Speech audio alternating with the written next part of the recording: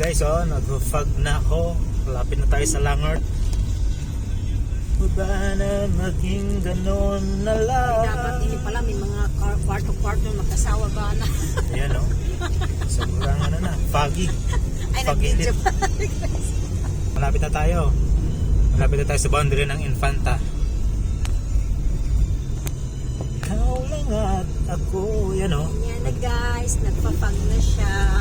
Nandito na kami sa langit. Malapit na kami sa ano. Ayan, oh. Nagsi-zero na siya, oh. Malapit na zero. Perfecto sa ano. Sa magkopol. 90. Grabe. Little Baguio. Hawa to kaunan na.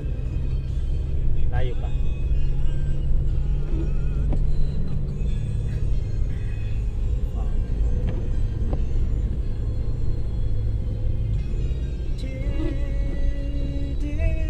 Yung kasi pinapadrawing nila sa ano, tapos kumbaga talaga nagpagdano sila ng architect. Nasa 7 to 8 million. Ilan? 7 to 8 million. Yung gastos eh.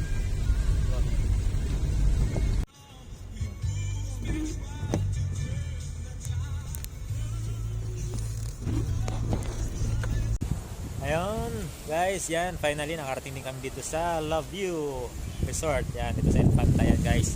So, actually, dapat kayo na po yung mga 12 dumating. Pero, kumain muna kami. Bumalik na lang kami dito sa resort. At, ayun. Sakto tapos na rin yung ulan. Kanina grabe yung lakas. Pati yung hangin niyang lakas. So, yan. Park na kami. Mag-unload kami ng aming mga daladalahan. Yan. So, tatlo kami sasakyan. Yan yung mga bayaw ko. Ayan. Isang pick-up, isang Montero, and then yung akin. Sa akin pang ano lang to, pang masa.